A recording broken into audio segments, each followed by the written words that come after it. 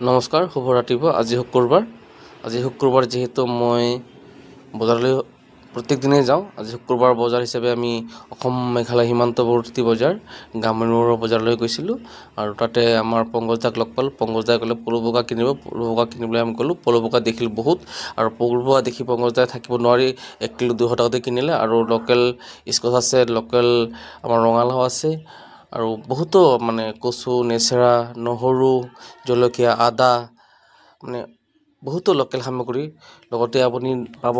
এইখন বজাৰত মেঘালয়ৰ পৰা অনা আমাৰ আইসকলে লৈ আহে লোকেল বেঙেনা, সৰু বেঙেনা, ডাঙৰ ডাঙৰ কচু, পলু বোকা, আদা, কমলা, এই ফুলকবি, বন্ধাকবি, গাজৰ গোটেই মেঘালয়ৰ পৰা অহা।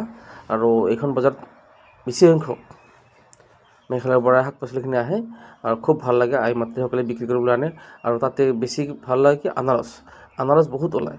আজি যিহেতু মই ভিডিঅ'ত কেপচাৰ লোৱা নাই, আনাৰস বহুত ওলায়। আপোনালোকে দেখিলেও আমি আগতে নেদেখা এবিধ ফল।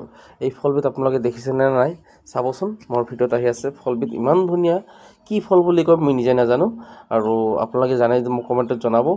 আৰু কি ক'ম, আপোনালোকে শুক্ৰবাৰে গামৰুৰ বজাৰলৈ আহিব।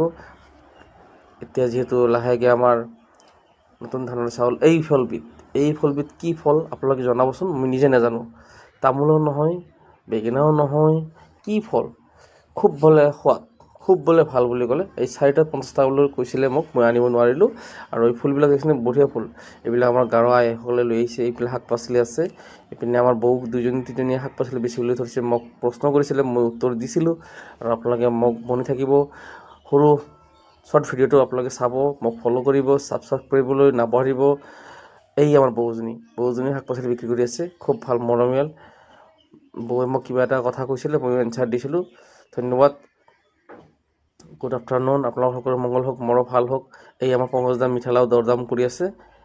এটলাষ্ট মই গৈ আহি পাই গ'লোঁ গামৰুৰ বজাৰ চকৰ পৰা। এতিয়া লাহেকৈ আমি ঘৰলৈ যাবলৈ মিঠালাওটো পংকজদাই 40 টকাত লয়, 50 টকা দাম খুজিছিলে। এইবিলাক আমাৰ তিল, লোকেল তিল, এইটো গাৰো তিল, 250 টকা কিলো বুলি কয়। মই 1 কিলো আনিছোঁ, আৰু পংকজদাও 1 কিলো আনিছে। এইজনী আমাৰ বৌ হয়, তেওঁৰ পৰাই লৈছোঁ গাৰো তিলটো। খুব ভাল, মিহি, গাৰো তিলটো খুব মিহি আৰু বগা হয়, খুব ভাল। আপোনালোকে গামৰুৰ বজাৰলৈ আহিবলৈ নাপাহৰিব। Thank U.